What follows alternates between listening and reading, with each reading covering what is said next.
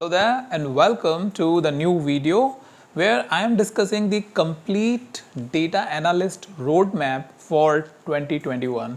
So this video has been asked by so many people based on what I published previously on the comments, like how do we really start, what do we need to do, and things that I need to take care, mostly from the timeline perspective, that I want to basically do to become a data analyst.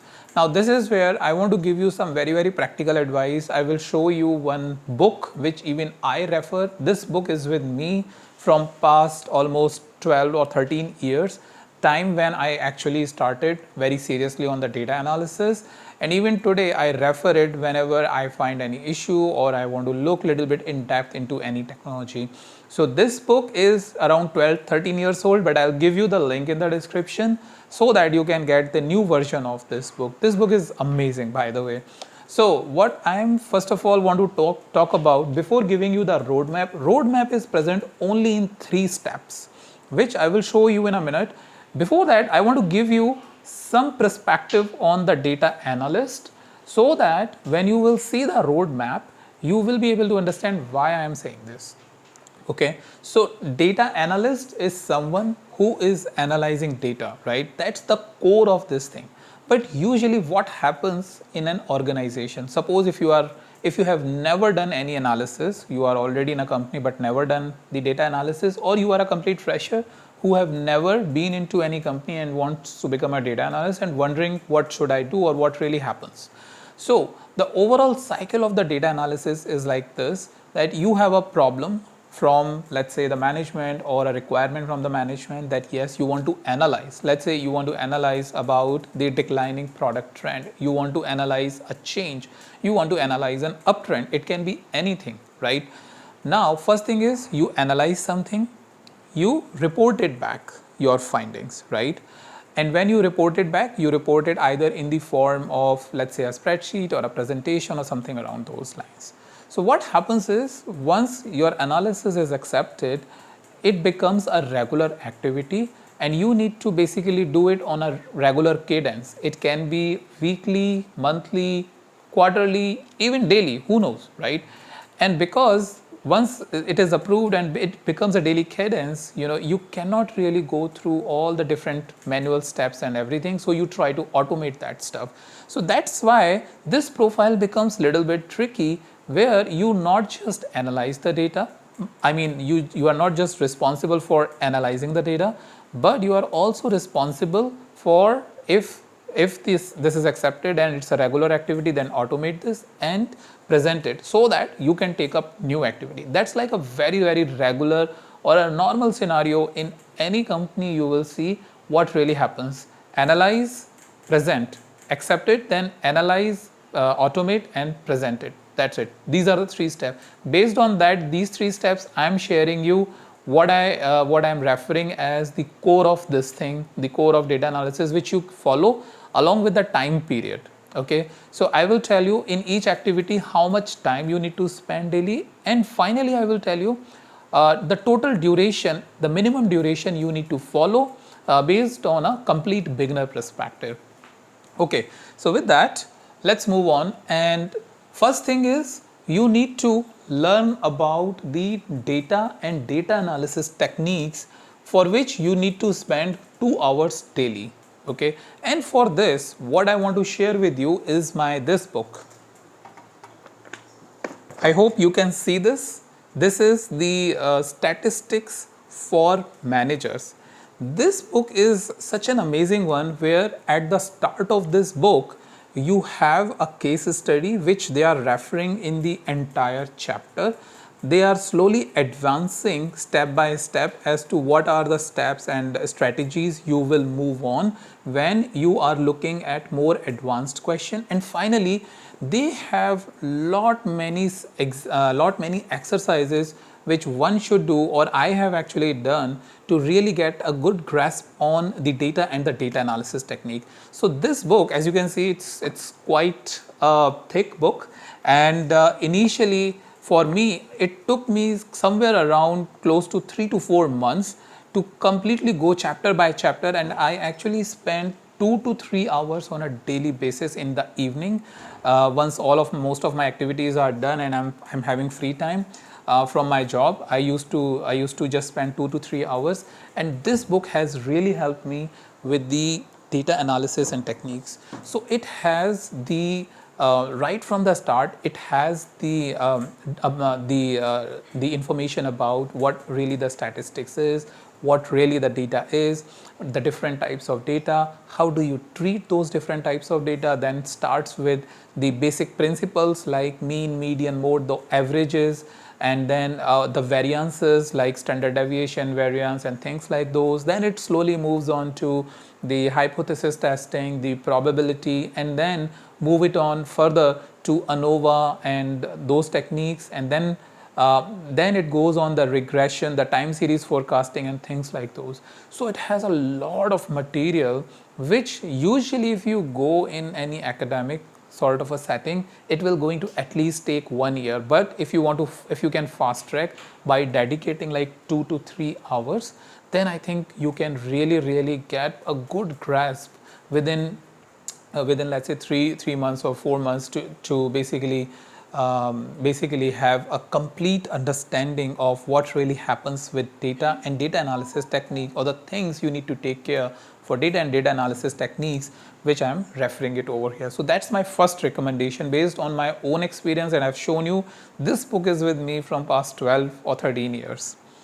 The next thing I have is the data visualization.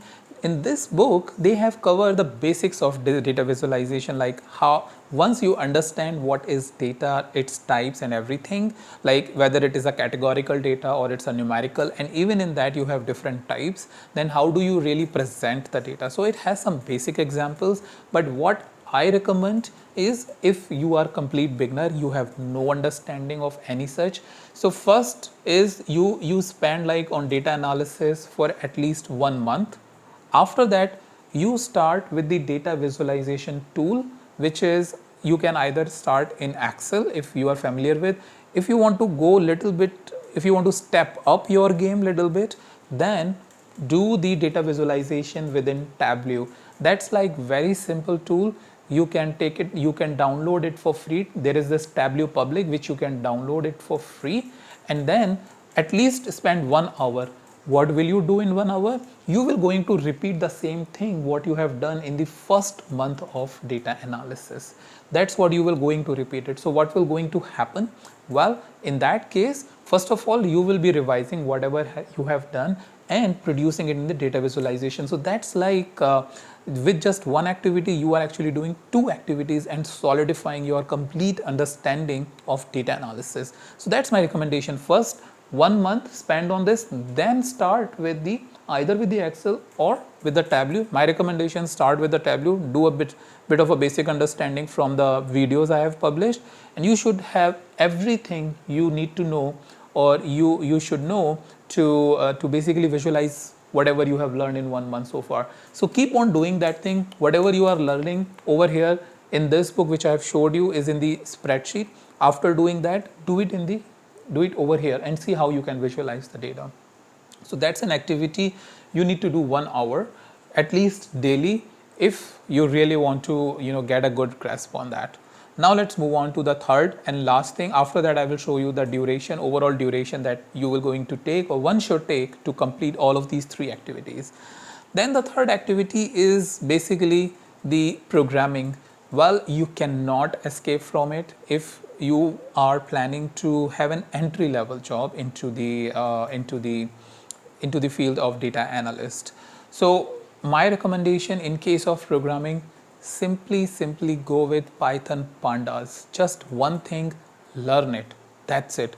I would not say in Python you have Python NumPy, you have Python matplotlib as a visualization library, and so many libraries. But whenever the data processing will come into the picture, you will have to use the pandas as a library, and it has all the functionality of NumPy, most of the functionality if not all, because the pandas is based on NumPy. If you are not sure about all those technical jargons that I'm using or these libraries that I'm using, don't worry. But remember, Python pandas is something that you need to learn to basically practice this. So what will you going to do? Again, whatever you are learning over here, after that, I would say the first month do this. After 1 month is completed, whatever you are doing is repeating over here in the second month, right? And then in the third month, you start again repeating entire thing which you have done in the first 2 months over here in the programming. Try to automate that stuff. Try to write a code to achieve the same thing what you have already achieved in spreadsheet, you have already achieved in data visualization. Now you are achieving the same thing with the pandas. And think about that. If you are doing a practice side by side for all of those techniques and repeating the stuff, you will have entire understanding. Trust me, you will have entire understanding of all these techniques which is written in this book. So it's basically again 1 hour which I am recommending, nothing more. So first complete this, practice this, and practice in this. So it's all in all 4 hours is only what you need to spend. Don't spend anything less or more than this, what I see or I know at least. And my recommendation is have a break. I mean, if possible, start with the data analysis in the morning, then do the practice of data visualization in the, I don't know, evening, and then maybe evening after taking some break, do the programming, because these are like some creative parts, data visualization and programming. So you will not feel like sleepy or something.